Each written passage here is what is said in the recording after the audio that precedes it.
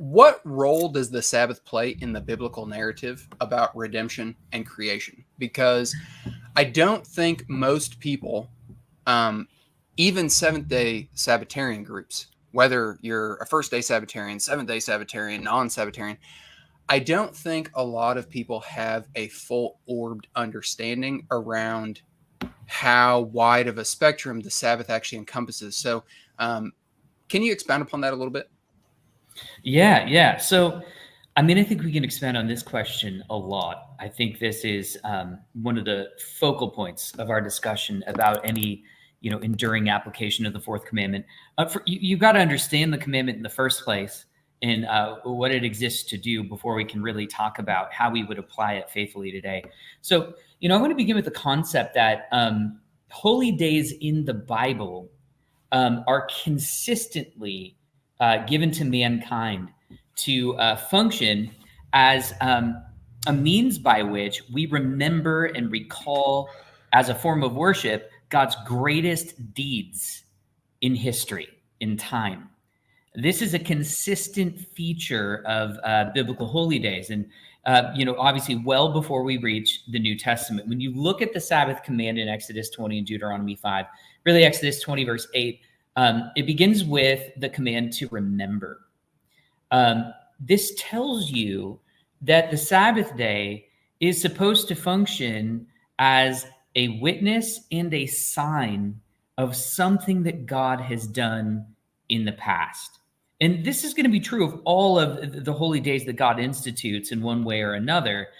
Specifically, I'll just point out that the Hebrew word zakar for remember, it's the same word that's prevalent in Genesis 9, verses 8 through 17, where God gives the sign of the rainbow in the heavens, and it's given as a memorial for remembrance of something that God did in the past, both to men and the text is emphatic to God as well.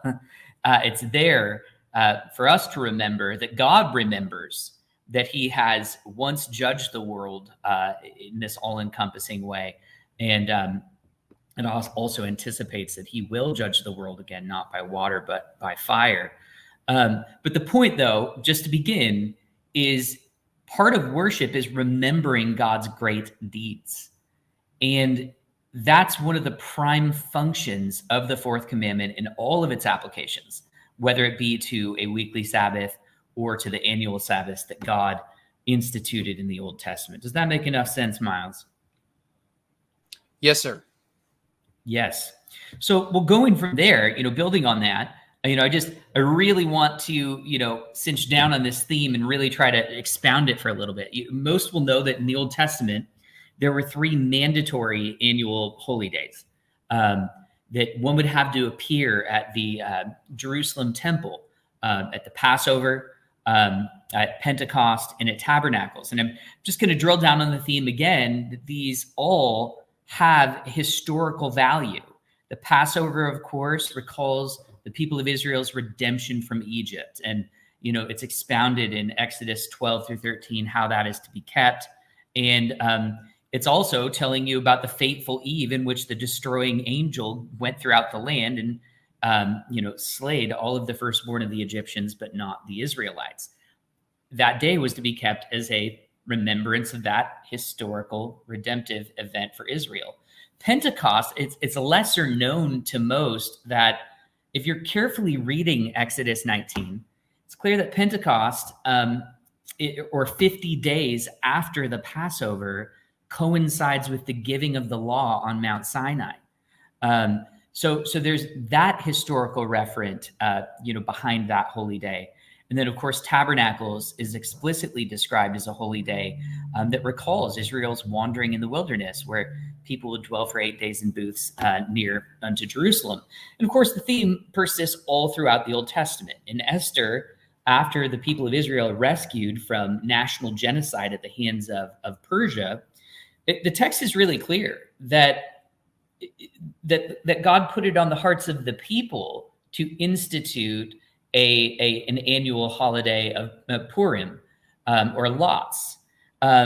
This persists out of the Old Testament into the Maccabees. Hanukkah obviously being a celebration of the cleansing of the temple and deliverance from Antiochus IV and the Seleucid dynasty, who had dominance over Israel at the time. Frankly, even lesser known days get commemorized in keeping with this principle. There's a day called Yom Nicanor, discussed in the Maccabean literature as well, that was instituted to recall Israel's victory over Nicanor, a powerful warlord who employed elephants in his armies and things like that. And so the first thing that we've got to have in our mind is that one of the commandments God has given us is a commandment to set aside time to remember God's mighty deeds. And once we understand this is going to have some pretty radical implications, when it comes to New Testament worship and its appropriate timing. And before I jump straight into that, you still tracking with me, Miles? We good so far? We're good so far, brother. Mm-hmm. Okay, so the last thing I'm going to mention, though, is something with respect to the Sabbath. Now, the Sabbath being a 1 day in 7 holy day, clearly it's going to have to commemorate, as it's observed the most frequently, the most mighty and important deeds of Yahweh as creator and redeemer. And so what do you find, of course, but in Exodus 20, the rationale for the Sabbath command is given, and the function of the day is given. It says, remember the Sabbath to keep it holy. For in 6 days the Lord made the heavens and the earth, the sea and all that is in them, and rested on the seventh day. Therefore the Lord blessed the Sabbath day and made it holy. It was the responsibility of God's people as an act of worship to remember God's mighty deed of creation and his completion of it, unfolding into an eternal rest, God ever being in that seventh day, not doing more labors in a work week after that.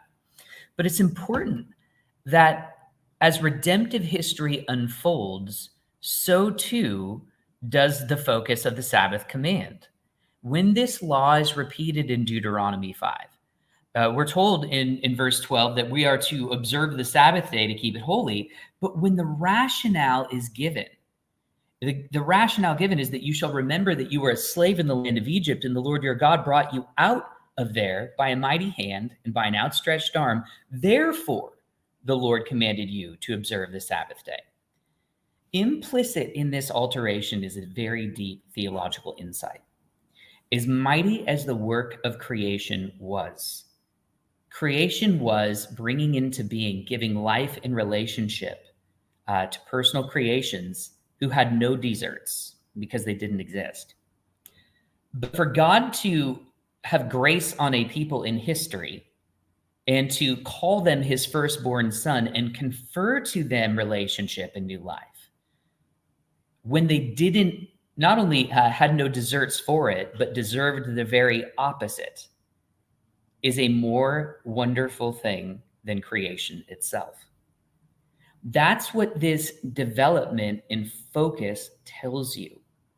Once we understand that the point of the fourth commandment is to commemorate by rest from our normal labors and by devotion of ourselves wholeheartedly to the remembering of the mightiest deeds of God, it is entirely natural that the New Testament people would understand the fourth commandment has to be kept with reference not to the creation and not with reference to the redemption from Egypt, but with reference to Jesus Christ, resurrection from the dead.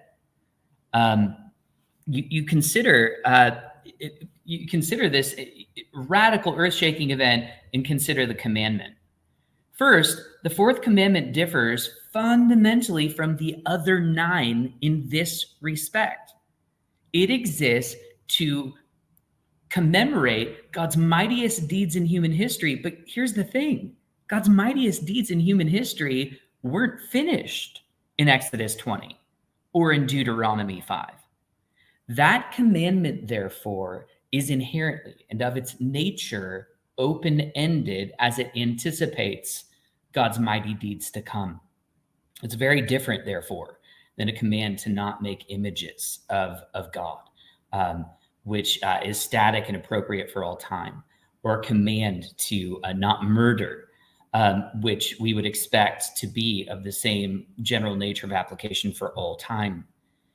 If we have a God who's actually working in redemptive history, we would expect the fourth commandment, which is a command to celebrate and to remember the mightiest of God's deeds, to change. And that is exactly the sort of thing that we are going to see in the first day of the week.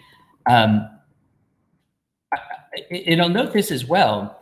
These days of remembrance always have an anchor to the time in which the mighty divine deed occurred.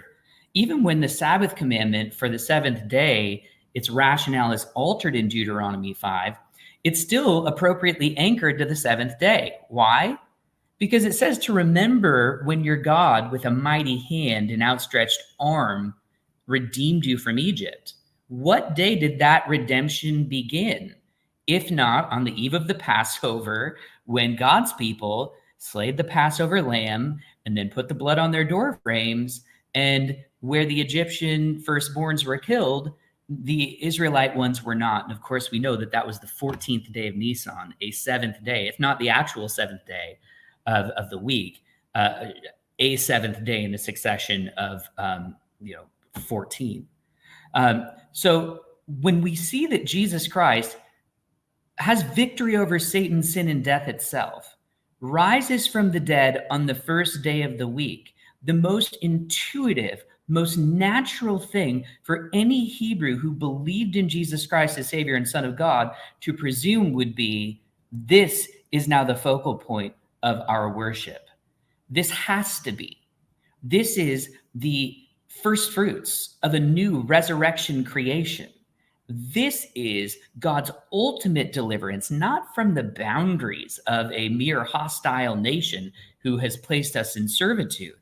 This is the deliverance of God's people from the true spiritual enemy who confronted Adam and Eve in the garden, the serpent himself, who's being crushed by Christ's heel in the cross. And so with that conception in mind, that's the beginning of our argument for first day worship. Jesus' resurrection being clearly published as having occurred on the first day of the week in all four Gospels, and frequently referenced as the third day since the Passover, with one Sabbath, a weekly Sabbath intervening, being the consistent teaching of the New Testament throughout the Gospels and the epistles.